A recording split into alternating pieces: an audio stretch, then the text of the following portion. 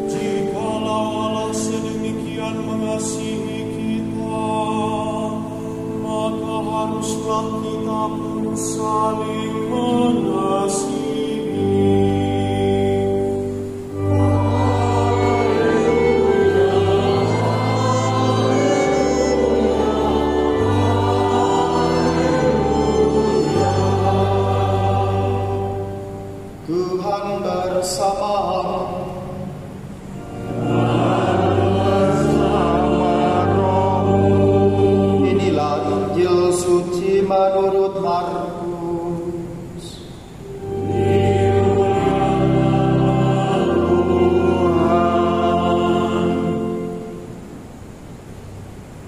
Pada suatu hari Yesus berangkat ke daerah Yudea dan ke daerah seberang Sungai Yordan, dan di situ orang banyak datang mengerumuni dia. Dan seperti biasa, ia mengajar mereka pulang. Maka datanglah orang-orang Farisi, dan untuk mencoba Yesus mereka bertanya kepadanya, apakah seorang suami diperbolehkan menceraikan istrinya? Tetapi jawabnya kepada mereka, apa perintah Musa kepada kamu? Jawab mereka, Musa memberi izin untuk menceraikannya dengan membuat surat cerai. Lalu kata Yesus kepada mereka, justru karena ketegaran hatimu lah, maka Musa menuliskan perintah ini untuk kamu. Sebab pada awal dunia Allah menjadikan mereka laki-laki dan perempuan. Sebab itu laki-laki akan meninggalkan ayahnya dan ibunya dan bersatu dengan istrinya, sehingga keduanya itu menjadi satu daging. Demikianlah mereka bukan lagi menjadi dua, melainkan satu. Karena itu, apa yang telah dipersatukan Allah tidak boleh diceraikan manusia. Ketika mereka sudah di rumah, murid-murid itu bertanya pula kepada Yesus tentang hal itu. Lalu katanya kepada mereka, barang siapa menceraikan istrinya lalu kawin dengan perempuan lain yang hidup dalam perzinahan terhadap istrinya itu. Dan jika si istri menceraikan suaminya dan kawin dengan laki-laki lain, ia berbuat zina.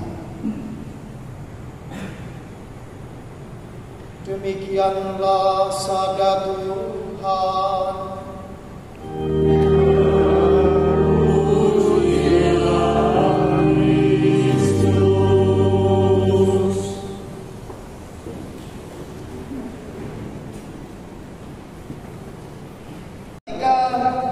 Dalam proses persiapan itu Kalpika menyodorkan teks misa ini. Saya tergelitik dengan pilihan bacaan yang dipilih oleh pasangan ini. Saya tidak tahu siapa yang memilih, tapi saya yakin Kalpika tahu bacaannya. Maka hari ini saya mau tanya kepada kalian berdua. Hari ini kalian menjadi penafsir bacaan ini. Kalpika dan Vero keduanya. Saya ingin bertanya, mengapa memilih bacaan yang pertama dari Kejadian? Apa yang membuatmu menarik? Apa yang membuatmu tertarik untuk mengambil bacaan ini sebagai bacaan dalam perkawinan hari? Silakan, Kalpika sama Vero. Jangan ngomong idem nanti ya, harus punya pendapatnya masing-masing.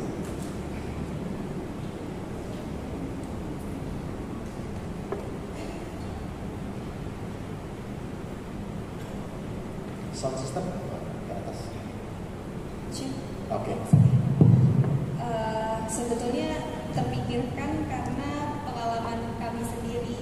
Kami ini sudah menjalin relasi selama kurang lebih 9 tahun atau mungkin tahun ini 10 tahun, dan bacaan ini adalah bacaan yang membuat saya membayangkan itu membuat semakin tebal imannya untuk tetap setia dalam kondisi apapun itu. Jadi itu saya sih, itu dari saya. Oke, itu ya. Yang menarik, mungkin ada satu atau dua kata dari bacaan itu yang menarik bagi si Vero.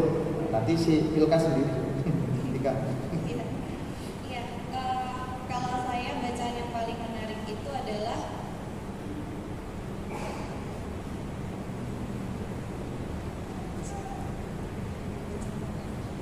tadi sudah disiapkan, sekarang agak grogi jadi lupa.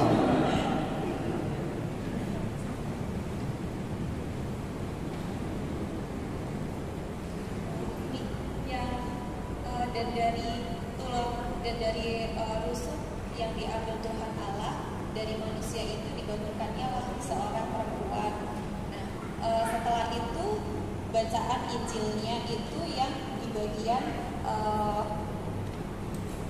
barang siapa menceraikan istrinya lalu kawin dengan perempuan lain, ia hidup dalam perzinahan terhadap istrinya itu. Nah, jadi saya pikir di situ memang betul-betul apapun kondisi dari perempuan, dari kondisi saya gitu, maupun kondisinya Mika, dalam perjalanan kami 9 tahun menjalin relasi, itu pun juga kami dihadapkan banyak sekali pengalaman yang itu adalah pengalaman penderitaan gitu. Jadi kami di situ bagaimana kami cara mengerti, cara berkomunikasi, cara membangun lagi relasi itu, dan juga memaafkan, saling memaafkan. Nah, di situ saya kenapa saya tertarik, karena semakin mengukuhkan untuk bahwa setia terhadap pasangan itu adalah panggilan Tuhan juga. Gitu. Oke, terima kasih Vero. Tepuk tangan untuk Vero. Oke, ya, selamat pagi Romo. Ya. Intinya terima kasih ya Kak, dan saya sampaikan dari lubuk hati pada akhirnya kersa begitu ya hadir di sini di antara kami berdua. Nah, pertanyaannya sangat menarik, tapi saya nggak mau kuliah ya Romo. saya sudah ditunggu mahasiswa di sana, jadi saya singkat saja. Secara khusus saya menyambung Vero Romo. Waktu sekedar kilas balik pengalaman, kami sedikit nyentrik Romo untuk penentuan keputusan kami ketika discovery yang memang diharuskan untuk Keuskupan Agung Jakarta ya pada saat itu. Kami memilih di Paroki Tangerang. Kemudian untuk MRT, membangun rumah tangga yang di sini kalau nggak salah KBP ya. Iya. Itu saya memilih di Paroki Meruya. Nah, kemudian yang terakhir untuk kanonik di tempat Vero di Kelapa II, dan kami menerimakan sakramen di Gereja Gamping. Itu bukan hanya perjalanan ilahi bukan, tapi kami memang sangat dekat dengan bacaan ini begitu. Kami memang seakan-akan membuktikan begitu ketahanan kami terhadap penderitaan yang memang sudah kami lalui selama perjalanan kami. Dan tepat di depan lilin Paskah juga ya, kami memang menghayati betul begitu ini penderitaannya. Dari tulang rusuk itu kan berarti menjadi satu kesatuan ya, menjadi hal yang tidak terpisahkan, ada di dalam kayak gitu. Dan kami harap iman kami gitu yang akan menyelamatkan perjalanan kami selanjutnya. Saya, Vero, dan juga Tuhan. Gitu Romo. Oke, tepuk tangan untuk kita. Saudara-saudariku yang dikasih Tuhan, menarik. Ternyata kisah perjalanan mereka 9 tahun bahkan sampai ini baginya yang sepadan dengan dia. Kalimat penolong dan sepadan. Saya kira kalau Mika memilih Vero itu bukan karena dia pintar masak, pintar bersihkan rumah, pintar bersih-bersih, pintar belajar dan sebagainya. Itu milih pasangan atau milih pembantu. Tetapi dia memilih Vero karena ada kesetaraan yang sepadan yang dia temukan. Sekarang kan lagi rame nih di medsos. Kalau pilih pasangan itu pasangan yang setara gitu ya, lagi viral. Tapi cara memanai yang setara itu berbeda. Misalnya kalau kamu dokter ya setara dengan dokter lah. Kalau kamu tentara ya kira-kira bidan lah, perawat lah. Biasanya kan begitu. Kalau kamu sama-sama satu etnis lah, itu yang setara menurut ukuran dunia. Tetapi bagi Allah yang setara itu adalah yang tadi menjadi penolong yang sama, sepadan. Kalau bahasa Ibraninya itu ezer kenegdo. Ezer itu juga dipakai di dalam kitab suci itu menyebut Allah. Bahkan tidak hanya pada pasangan, tetapi pasangan itu menjadi rekan kerja Allah untuk membantu kita bersama. bersama-sama saling melengkapi. Dan kenikdu itu setara, bahwa keduanya ini pasti berbeda, tidak ada yang sama. Justru mereka menemukan kerjasama, kesatuan yang bisa membuat mereka berani memutuskan untuk datang ke tempat ini. Maka bacaan pertama mau menegaskan bahwa tidak ada yang namanya konco wingking, kalau istilah bahasa Jawanya yang dulu konsep lama. Bukan berarti konsep lama itu buruk, tidak. Tetapi pada zaman ini perempuan keluarga, ketika kok diarahkan ke lapangan kita, itu tidak dihindari tetapi harus dipukul.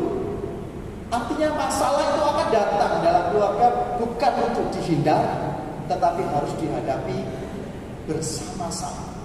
Dan rakyat itu adalah tekad kemampuan untuk terus-menerus menghadapi masalah pergumulan selama pertandingan itu berlangsung.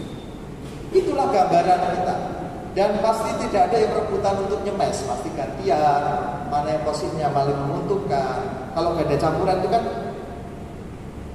2/3 di cover oleh yang cowok, yang cewek paling 1/3. Ini malah ngomongin badminton lagi. Tapi begitulah, ya memang kita pria itu kuat secara tenaga. Memang dari sononya laki-laki itu lebih kuat secara fisik. Tetapi dari segi strategi perasaan itu perempuan lebih menang. Maka kalau ganda campuran itu istri di depan istri.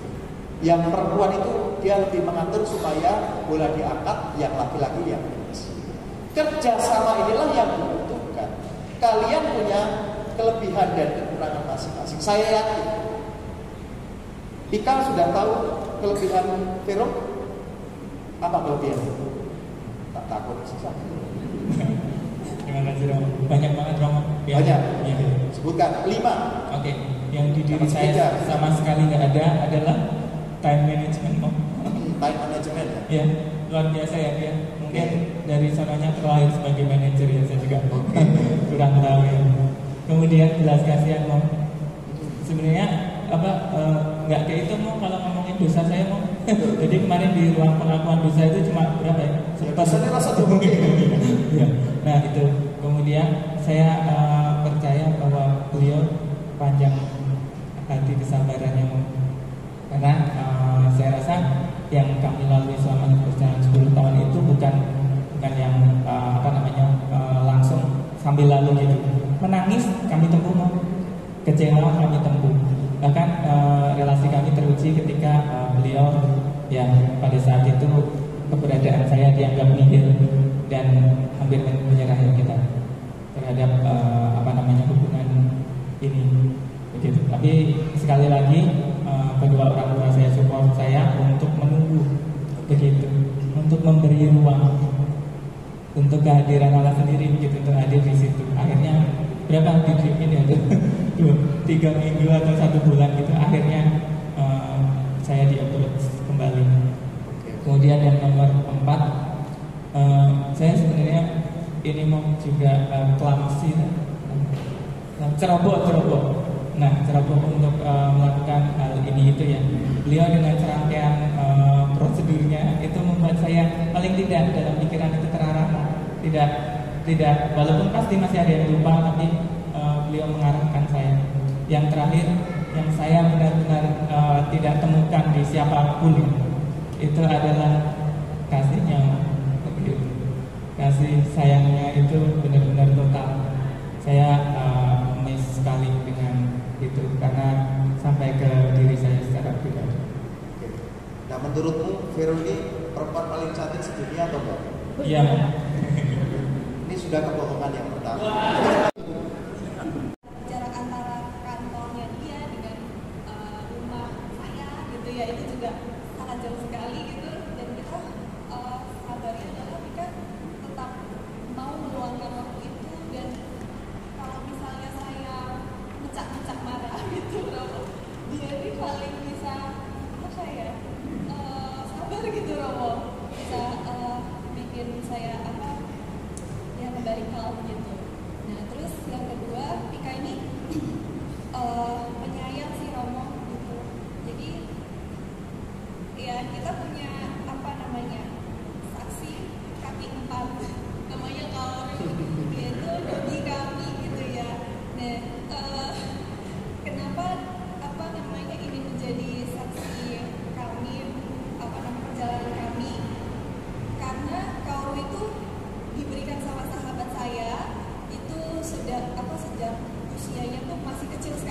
2 minggu, benar-benar kecil sekali gitu ya, 4 minggu kalau nggak salah.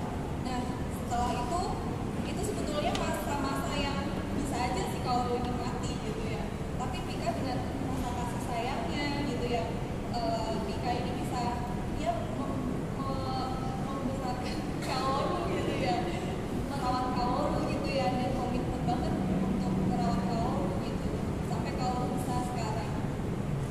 Terus yang ketiga, Pika ini suka olahraga Romo, jadi kalau misalnya saya paling males kok olahraga gitu ya Romo ya, dan jadi dia yang mengajak untuk hidup sehat dan bergerak gitu ya, melalui bergerak olahraga. Terus setelah itu selain itu Pika itu yang keempat itu tekun ya Romo ya, jadi dan dari ketekunannya ini tuh dia bisa menyelesaikan cita-citanya dia gitu ya. Dia juga nggak pantang menyerah gitu ya Romo ya. Kita pernah LDM gitu ya, dan kita juga pernah hampir udahan gitu Romo. Tapi pada saat itu memang yang menyentuh saya adalah ini menarik sih Romo, karena pengalamannya saya lagi cerita sama ibu saya dan kita lagi saling sharing, lalu ibu saya menanyakan,